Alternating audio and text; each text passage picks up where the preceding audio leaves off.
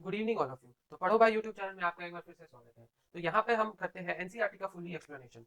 तो हमारा भी फर्स्ट चैप्टर चल रहा है और ये हमारा 9th वीडियो है, some basic concept of chemistry का। ठीक है, तो आप सभी अपने एनसीईआरटी बुक पेज नंबर 40 निकाल लीजिए। अब हम करने जा रहे हैं अपना नेक्स्ट टॉपिक, मॉलिक्यूलर मास। चलो हेडिंग डालो सभी, मॉलिक्यूलर मास। ठीक है, एनसीईआरटी बुक निकाल लो, जो पॉइंट अंडरलाइन करने बोलेंगे वो अंडरलाइन कर लेना। चलो स्टार्ट करते हैं। Molecular mass is the sum of atomic masses of the element present in the molecule. इसे अंडरलाइन कर लीजिए। It is obtained by multiplying the atomic mass of each element by the number of its atom and adding them together.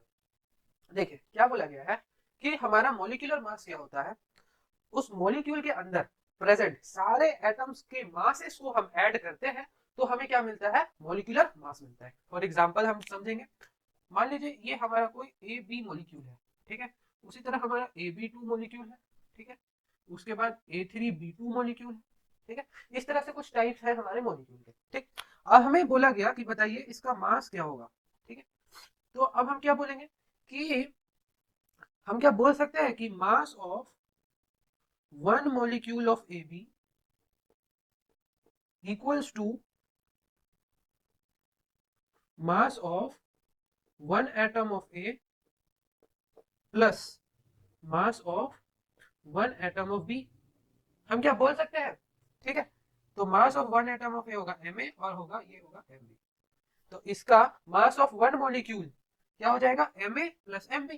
ठीक, अब हम पहले तक क्या पढ़े थे कि अगर हम किसी एक यूनिट का मास निकालते हैं, फॉर एग्जांपल एक एटम है तो उसका मास निकालते हैं, तो वहां पे हम क्या यूनिट यूज करते हैं, हाँ यू।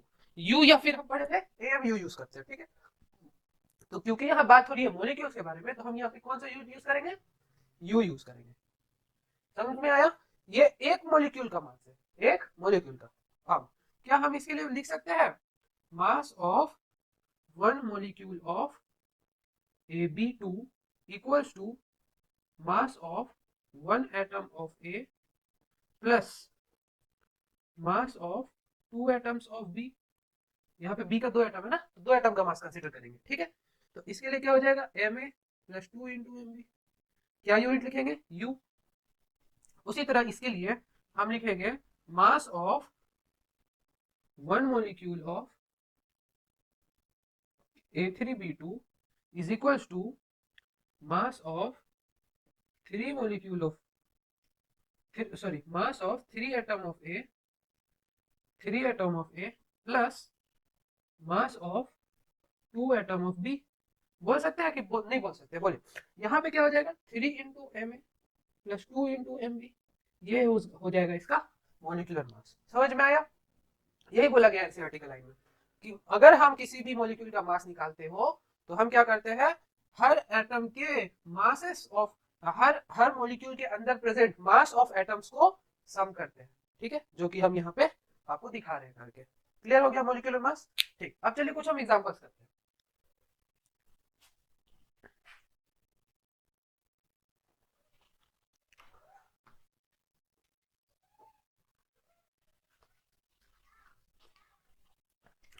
तो चलिए अब हम कुछ मॉलिक्यूलर मासेस का डिटर्मिनेशन करते हैं। तो यहाँ पर हमने मासेस ऑफ सम एलिमेंट्स का नाम लिख दिया है 25।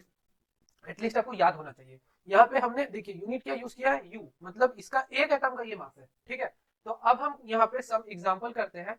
यहाँ पे हम मास ऑफ मॉलिक्यूल निकालते हैं। ठीक है, यहाँ पे हम मास ऑफ मॉलिक्यूल कुछ निकालने जा रहे हैं। ठीक है, यहाँ पे आप क्या करते हैं इसी में से आप इस टेबल को ध्यान में रखिए। ठीक है, और इसका हेल्प से आप यहाँ पे कैलकुलेट करिए सबका मास। ठीक है, सबसे पहले K2Cr2O7, दूसरा MnO2, थर्ड KMnO4।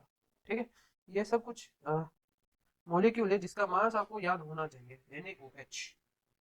फिफ्थ है Na2CO3, सिक्स्थ NaHCO3। ठीक है, चलिए इतना करते हैं, स्क्रीनशॉट ले लीजिए। चलो अब देखो हम क्या करेंगे इसका मास निकालने के लिए।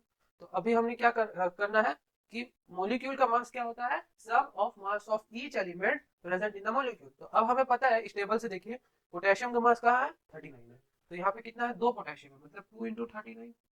प्लस क्रोमियम का मास यहाँ पे कितना है 52, यहाँ पे 2 क्रोमियम है, 2 इंटू 52 प्लस ऑक्सीजन का मास यहाँ पे कितना है 16, यहाँ पे कितना है 7 ऑक्सीजन है 16। ठीक है, इसको सबको सम कर देंगे। ठीक है, इसका मास कितना में आएगा, यू में आएगा, यू यूनिट में। ठीक, नाउ MnO2 है, इसका मास हम क्या लिखेंगे 55 प्लस 2 इंटू 16 यू।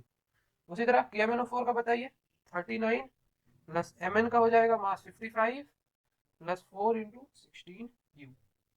सोडियम का मास, सोडियम का देखिए यहाँ पर 23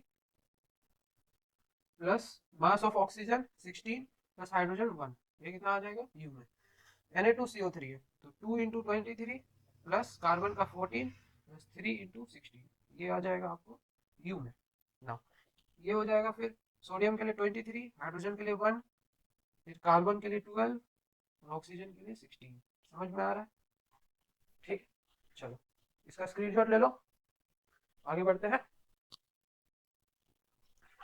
चलो 7th नंबर लिखो C6H12O6, 8th नंबर लिखो CH4, 9th नंबर लिखो Fe2O3, 10th नंबर लिखो FeO, 11th नंबर लिखो CH4, 12 नंबर लिखो N2, 13 नंबर लिखो H2, 14 लिखो O2, 15 लिखो F2, 16 लिखो Cl2, 17 लिखो Br2, 18 लिखो I2। कितना हुआ 1 2 3 4 5 6 7। ठीक है, चलो अभी तक तो अभी आप सीख रहे होंगे कैसे कैसे कर रहा है, तो फटाफट करिए। हो गया होगा, चलो अब हम करते हैं। क्या होगा 6 into mass of 1 atom of carbon plus 12 into mass of 1 atom of hydrogen plus 6 into mass of 1 atom of oxygen. ठीक है, now 12 into mass of 1 atom of carbon, ठीक है, plus 4 into mass of 1 atom of hydrogen. ठीक है, 2 into mass of 1 atom of iron 56 plus 3 into mass of 1 atom of oxygen. ठीक है, oxygen का 16 होता है। No 1 into mass of 1 atom of iron plus 1 into mass of 1 atom of oxygen. ठीक है, 1 into mass of 1 atom of carbon plus 4 into mass of 1 atom of hydrogen. इसके लिए 2 into mass of nitrogen 1 atom of nitrogen. इसके लिए 2 into mass of 1 atom of hydrogen, 2 into mass of 1 atom of oxygen, 2 into mass of 1 atom of fluorine 19, 2 into mass of 1 atom of fluorine. ठीक है, सबको calculate करिएगा। फिर bromine के लिए यहाँ 80, 2 into mass of 1 atom of bromine. ठीक है, I2 के लिए 2 into mass of 1 atom of iodine. ठीक है, हो गया।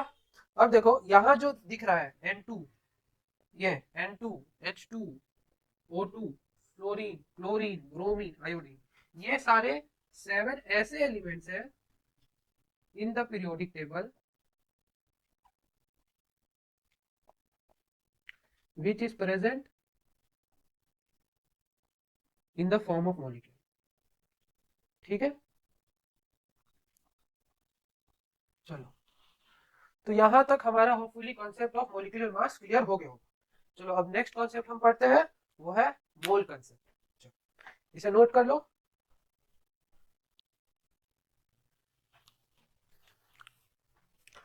चलो अब रीड करते हैं मोल कंसेप्ट। ठीक, atoms and molecules are extremely small in size and their numbers in even a small amount of any substance is really very large. To handle such large number, a unit of similar magnitude is required। देखो यहाँ पे क्या बोला कि atoms और molecules का क्या है ना, बहुत छोटे छोटे साइजेस होते हैं। ठीक है, तो अगर हम 1 ग्राम कोई भी एलिमेंट का ले ले तो उसमें भी बहुत सारे नंबर ऑफ एटम्स उसके प्रेजेंट होते हैं। ठीक है, तो इतने सारे एटम्स को हैंडल करने के लिए, कैलकुलेट करने के लिए, मैनिपुलेट करने के लिए हमने क्या किया, कुछ कंपेरेबल यूनिट्स डेवलप करी।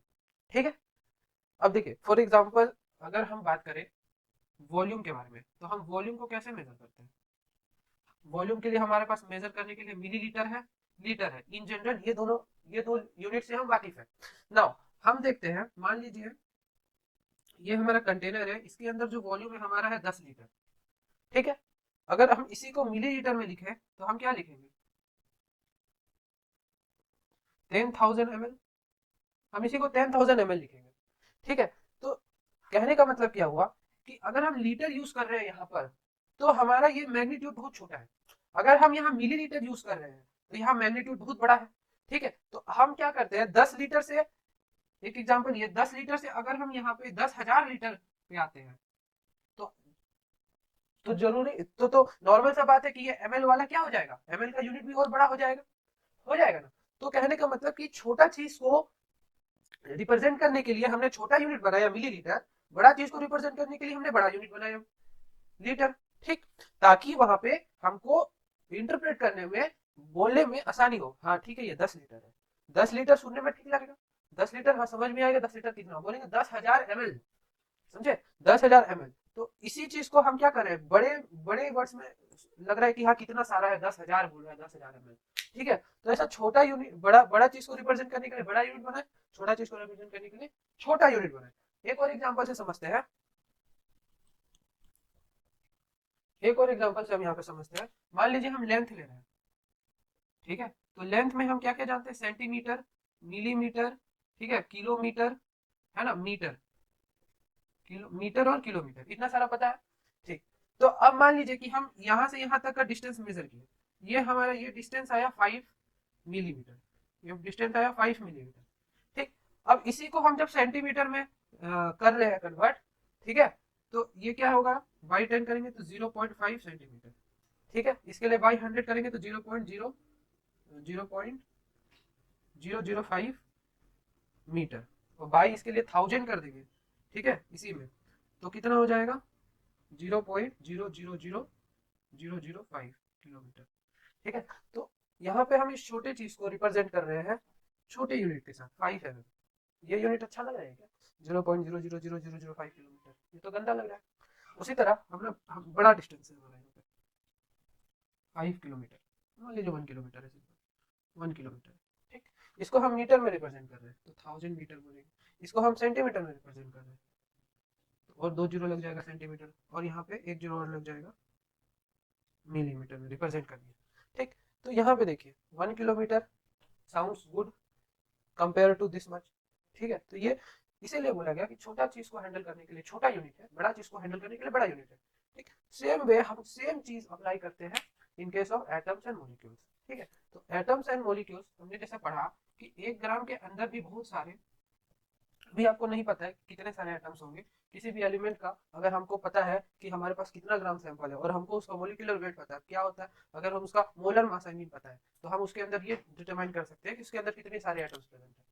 ये अभी टेक्निक आपको कुछ क्लास के पास सीखने को मिल जाएगा। ठीक है, तो इसके अंदर मैंने बोला कि अगर हम 1 ग्राम भी किसी चीज का लेते हैं तो उसके अंदर भी बहुत सारे एटम्स प्रेजेंट होते हैं। तो क्योंकि उनका क्वांटिटी बहुत लार्ज है, तो उसको हैंडल करने के लिए हमने भी कुछ बड़ा यूनिट बनाने का सोचा, बड़ा यूनिट बनाने का सोचा। ओके, तो अब उस यूनिट का क्या नाम दिया गया, यूनिट का बनाने का सोचा, नीड तो पता चल गया कि हाँ ये नीड है यूनिट को बनाने के लिए। ठीक है, अब हम यूनिट का कुछ नाम तो देंगे ना, तो वो यूनिट का नाम क्या आया, मोल। तो बेसिकली मोल क्या है, एक यूनिट है जो किसके लिए बनाया गया है, जो large quantity of atom and molecule को रिप्रेजेंट करने के लिए, मैनेज करने के लिए बनाया गया है। ये क्वांटिटी हमारा कितना होता है, ये क्वांटिटी होता है 6.022 इंटू 10⁻23 यूनिट्स। अब ये जो यूनिट्स है ये हमारे एटम भी हो सकते हैं, ये यूनिट हमारा मॉलिक्यूल भी हो सकता है, ये यूनिट हमारा आयंस भी हो सकता है। ठीक है, तो ये जो नंबर है बेसिकली इसी को हम क्या बोलते हैं, मोल बोलते हैं। ठीक, जैसे देखो सेम वे है, जैसे हमारा डजन का क्या है नंबर 12, जैसे हमारा पेयर का क्या नंबर है 2, उसी तरह हमारा मोल का क्या नंबर है 6.022 इंटू 10⁻23 यूनिट्स। यहाँ तक क्लियर है।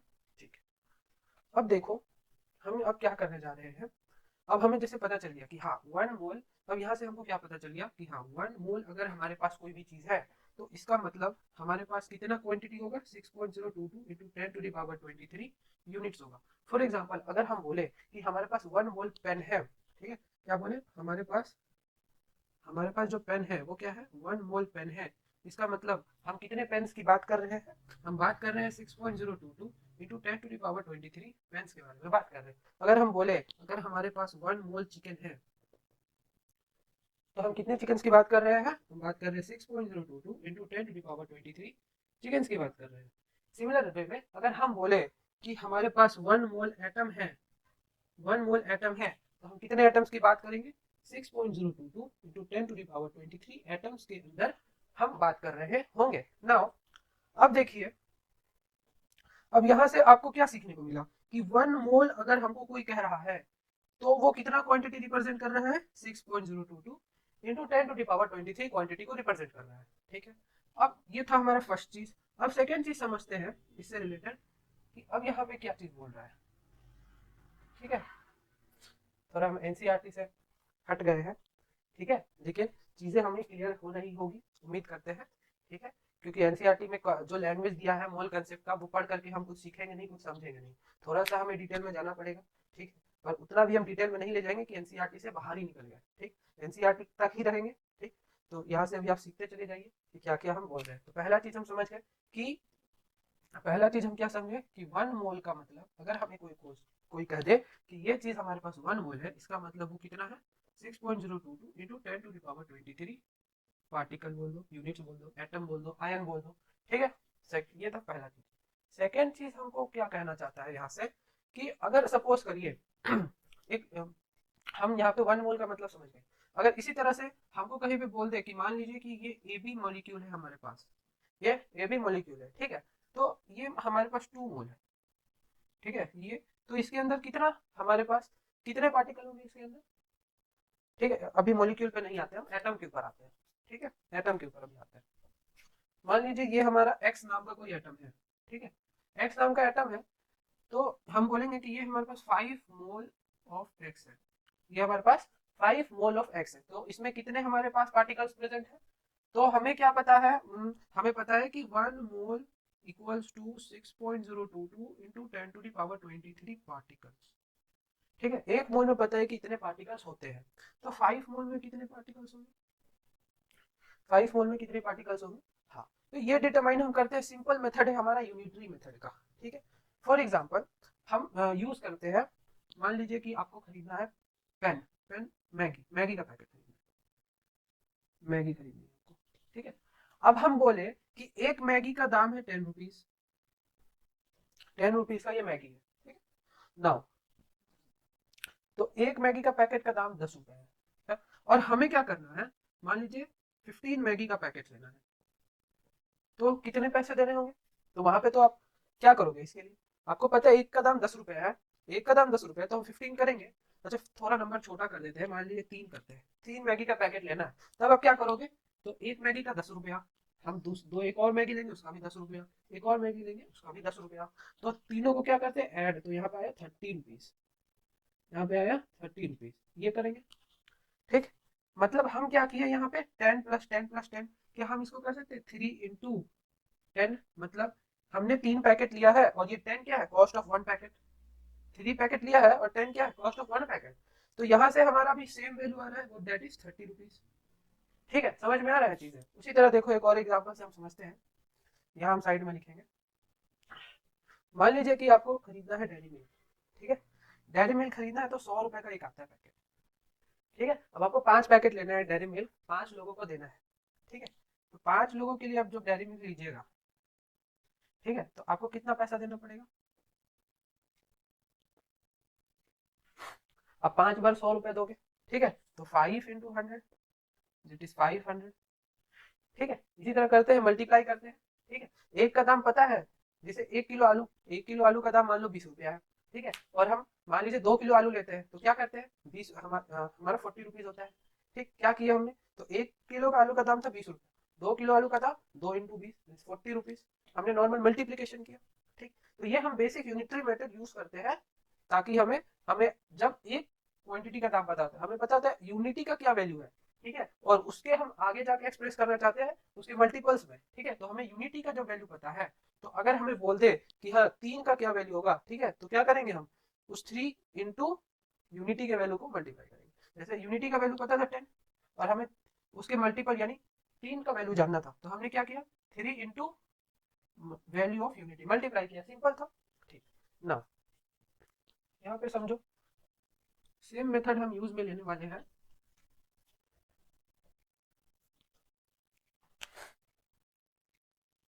सेम मेथड हम यूज में लेने वाले हैं। ठीक, अब देखो जैसे हमें 1 मोल का बारे में पता था कि 6.022 into 10 to the power 23 particles होते हैं 1 मोल में। अब बोला गया यहाँ 5 मोल में कितने पार्टिकल्स होंगे।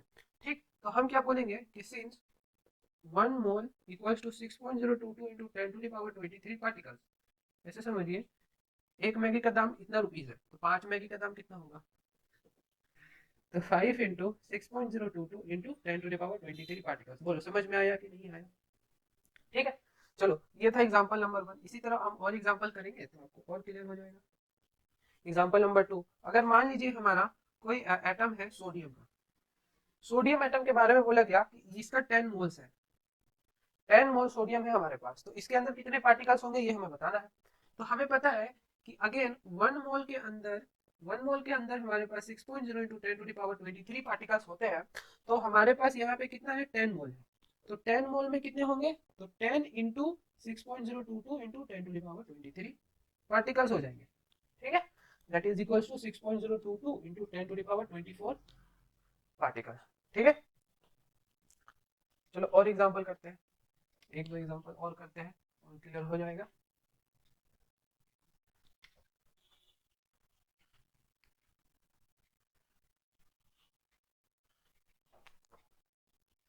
मान लीजिए यहाँ पे 7 मोल ऑफ अल्मीनियम दिया हुआ है, ठीक है, 2 मोल ऑफ कार्बन दिया हुआ है, ठीक है, 4 मोल ऑफ फॉस्फोरस दिया हुआ है। ठीक है, तो इसके अंदर आपको क्या निकालना है, नंबर ऑफ पार्टिकल्स कितने प्रेजेंट होंगे। ठीक है, तो आज हम क्या सीख रहे हैं कि नंबर ऑफ पार्टिकल गिवन मोल है हमारे पास। ठीक है, हम यहाँ पे क्या सीख रहे हैं कि हमारे पास मोल गिवन है, और यहाँ से हम क्या कर रहे हैं, नंबर ऑफ पार्टिकल निकालना सीख रहे हैं। चलो इसको करते हैं, करिए, फिर हम अभी एनसीईआरटी पढ़ने जा रहे हैं। ठीक है, चलो, तो यहाँ पे एक इंपॉर्टेंट पॉइंट है, इसको अंडरलाइन करिएगा। ठीक, यहाँ पे है 1 mole is the amount of substance that contain as many particles or entities as there are atom in exactly 12 gram of C12 isotope। अब 1 mole का यहाँ पे डेफिनेशन दिया हुआ है। क्या डेफिनेशन है कि 1 mole is the amount of substance that contain as many particles or entities that are the entities as there are atom in exactly 12 gram of C12 isotope। अब बोला कि 1 mole हमारा वो नंबर है, वो पार्टिकल्स का नंबर है। ठीक है, अब यहाँ पे हमने कंपेयर कर लिया कि 1 मोल में कितने पार्टिकल्स होंगे, उतना ही पार्टिकल्स होगा जितना यहाँ पे लिखा है 12 ग्राम ऑफ C12 आइसोटोप में होगा।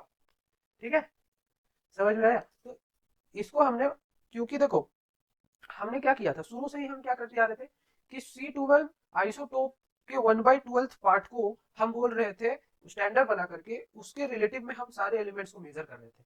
तो यहाँ पे हमने जब मोल को डिफाइन करना चाहा तो हमने इसके रिलेटिव ही डिफाइन करना चाहा, क्योंकि हम चाहते थे कि इसके, अगर हम इसके साथ कुछ रिलेशन बना लेते हैं तो इसका रिलेशन हर एलिमेंट के साथ है, तो अच्छा होगा कि कुछ इस टाइप से डिफाइन करें ताकि वो रिलेटेबल हो थोड़ा सा। ठीक है, तो डेफिनेशन निकल के आई कि 1 मोल उतना सारा पार्टिकल्स को हम डिफाइन करते हैं जितना सारा पार्टिकल्स 12 ग्राम के C12 आइसोटोप्स के अंदर प्रेजेंट होता है। ये वेरी इंपॉर्टेंट लाइन है, एनसीईआरटी की बुक में है, अंडरलाइन कर लीजिए, स्कूल के एग्जाम में पूछा भी है। ठीक है, now it may be emphasizes that the mole of a substance always contain the same number of entities no matter what the substance may be। है, ये पॉइंट को भी अंडरलाइन कर लीजिए कि 1 मोल ऑफ सब्सटेंस के अंदर हमारा 6.022 into 10 to the power 23 particles he present होते हैं। कोई मैटर नहीं है कि हम किसके बारे में डिफाइन कर रहे हैं। जैसे अभी मैंने बोला कि 1 मोल ऑफ पेन लेते हैं तो उसके अंदर 6.0 into 10 to the power 23 pen होंगे। अगर हम 1 मोल ऑफ मार्कर लेते हैं तो उसके अंदर भी 6.0 into 10 to the power 23 markers होंगे। 1 मोल ऑफ चिकन लेते हैं तो 6.0 into 10 to the power 23 chicken होंगे।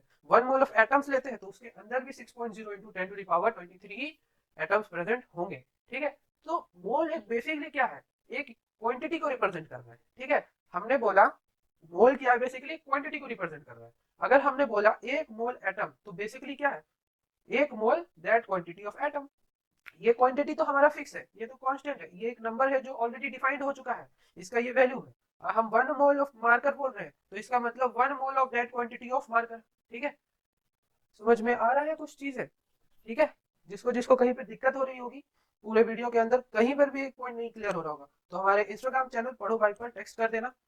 ठीक है, ऐसे सर्च करना @, पढ़ो भाई। ठीक है, या फिर आप हमारे वीडियो के नीचे कमेंट भी कर सकते हैं कि हमको इस ये टॉपिक क्लियर नहीं हुआ वीडियो के अंदर, तो उसको हम आगे जाके आपको क्लियर कर देंगे, ठीक है। और जो बच्चे मुझसे ऑलरेडी जुड़े हुए हैं वो तो मुझसे कभी भी पर्सनल मैसेज करके पूछ सकते हैं। चलो यहाँ तक तो हमारा क्लियर हो गया है। Now in order to determine the number precisely, the mass of carbon 12 was determined by a mass spectrometer and found to be equal to 1.992648 into 10 to the power 23 gram. Knowing that 1 mole of carbon weight 12 gram, the number of atom in it is equals to, अब देखो 1 mole, अब ये 1 mole जो atom है, 1 mole जो हमारा quantity हमने fix किया, ये क्वांटिटी कहाँ से निकल के आया, अब इसके बारे में आपकी बुक एनसीईआरटी में लिखा हुआ है, ठीक है। तो देखो क्या किया गया, ठीक है। पहले चलो पहले हम इसको कर लेते हैं, ठीक है। आपने किया होगा होपफुली, फिर हम देखेंगे कि 1 मोल पार्टिकल्स जो अपना नंबर आया है, ये नंबर कहाँ से निकल के आया है, ठीक है। तो पहले इसको कर लीजिए। 7 मोल ऑफ एल्युमिनियम, इसके अंदर कितने पार्टिकल्स होंगे, हाँ 7 into 6.022 into 10 to the power 23 particles. Particles clear है। पार्टिकल्स से क्या बोल सकते हैं, दूसरा चीज बताओ, हाँ एटम्स ऑफ एल्युमिनियम। बहुत बढ़िया। यहाँ पे हम क्या लिख सकते हैं, 2 into 6.022 into 10 to the power 23 atoms of carbon, ठीक है। अच्छा यहाँ पे क्या होगा, 4 into 6.022 into 10 to the power 23 atoms of phosphorus. Clear हो गया, चलो बहुत बढ़िया, गुड, सबका सही आया होगा होपफुली।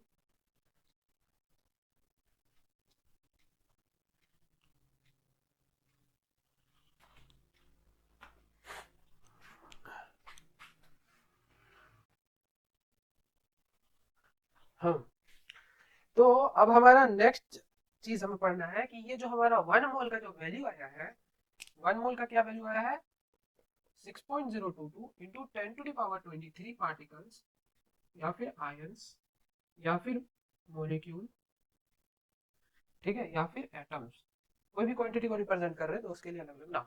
नाउ ये जो हमारा वैल्यू आया, ये वैल्यू कहां से निकल के आया, कैसे, हमने क्यों यही वैल्यू को अज्यूम किया, और भी तो वैल्यू हो सकते थे, ठीक है। हमने 2 3 4 5 ऐसे नंबर्स क्यों नहीं अज्यूम किए, इतना कॉम्प्लिकेटेड ही नंबर क्यों अज्यूम किया, ठीक है। तो देखो मैंने आपको जैसे कि बताया था कि एटॉमिक मास में हम जब पढ़ रहे थे तो वहां पे आपको एक चीज मैंने आपको बताया था कि बाद में जाकर के स्पेक्ट्रोस्कोपी एक टेक्निक आई, ठीक है। अब स्पेक्ट्रोस्कोपिक के टेक्निक में हमने क्या किया था कि कार्बन 12 के मास को डिटरमाइन किया था। उसके बाद हमने उसका 1/12 पार्ट निकाला था, है ना, 1/12 पार्ट निकाला था, ठीक है। जो हमें आया था 1.66, याद है किसी को, 1.66 इंटू 10 टू द पावर -27 ग्राम, ठीक है। इसी को हमने क्या बोला था, एएमयू बोला था, ठीक है। ये बात हमने डिस्कस करी थी। नाउ यहां से हमको क्या पता चला कि स्पेक्ट्रोस्कोपी टेक्निक से हमने क्या किया था, मास ऑफ 1 एटम ऑफ कार्बन निकाल लिया था, मास ऑफ 1 एटम ऑफ कार्बन यहां से हमने डिटरमाइन कर लिया था, ठीक है। मास ऑफ 1 एटम ऑफ कार्बन हमने डिटरमाइन कर लिया था स्पेक्ट्रोस्कोपी का मेथड से, ठीक है। अब देखो तो हमने जो निकाला mass of 1 atom of carbon, वो हमने कितना निकाला, वो आया value 1.9 1.99 into 10 to the power -23 gram, ठीक है। यह वैल्यू हमने निकाला mass of 1 atom of carbon का। नाउ इसके बाद देखिए कि अब हमें क्या पता था कि हम अगर 1 मोल ऑफ कार्बन एटम बोल रहे हैं, ठीक है, इसका मतलब हम कितना एटम्स के बारे में बात कर रहे हैं, 6.022 into 10 to the power 23 gram, sorry 23 atoms of carbon के बारे में बात कर रहे हैं, ठीक है। इतने एटम्स के बारे में बात कर रहे हैं, ये हमने बोला। इसी चीज को वेरीफाई करने के लिए हमने एक एक्सपेरिमेंट किया जिसके अंदर हमने कार्बन का एक एटम का मास को डिटरमाइन किया, तो वो आया 1.99 into 10 to the power 23 gram, ठीक। नाउ अब हमने क्या किया कि हमें उस time molar mass of carbon atom ये 12 ग्राम होता है, ये बात पता था, ठीक है। वो हमने क्या कर रहे थे, C12 आइसोटोप बार बार लिख रहे थे ना, मतलब वहां पे हमको कार्बन का उस आइसोटोप का मास पता था, तभी तो हम लिख पा रहे थे C12 आइसोटोप है, C12 आइसोटोप, तो उसका मास हमने पता था 12 ग्राम होता है। नाउ अब ये मोलर मास क्या होता है, ये हमको नेक्स्ट वीडियो में पता चल जाएगा कि मोलर मास क्या होता है, ठीक है। अभी बस धीरे धीरे सीखो, चीजों को एब्जॉर्ब करो। अभी हमें क्या एब्जॉर्ब करना है, यहाँ से कि हमें ये कैसे वैल्यू पता चला कि यही वैल्यू होगा, ठीक है। अब हमारे पास दो चीजें थी, हमारे पास था मास of one atom of carbon जो कि इतना था, और मोलर मास ऑफ कार्बन जो कि था 12 ग्राम। हालांकि ये बात हमको मोलर मास बताने के बाद बताना चाहिए था, तब ये चीज ज्यादा क्लियर हो जाती, ठीक है। ये हम बुक के अकॉर्डिंग चल दिए तो थोड़ा सा गड़बड़ ट्रैक हो गया, ठीक है। अब हमारे पास इतनी सारी बातें हैं। नाउ मोलर मास बेसिकली, चलो अभी हम शॉर्ट में बोल देते हैं कि मोलर मास क्या होता है, मास of one mole of substance. कोई भी सब्सटेंस का एक मोल के मास को हम क्या बोलते हैं, मोलर मास। इन शॉर्ट हम बता दे रहे हैं। नाउ अब यहां से बोले कि एक एटम का मास है हमारा 1.99 into 10 to the power 23 gram, ठीक है, और इसका मोलर मास 12 ग्राम है। तो अगर इसके अंदर 6.022 into 10 to the power 23 particles present होंगे, ठीक है, तो हम क्या करते हैं, हम इस नंबर को इस नंबर से डिवाइड करते हैं, तो हमारे पास ये नंबर आना चाहिए। नहीं आया समझ में? नहीं आया, पक्का नहीं आया होगा, ठीक है।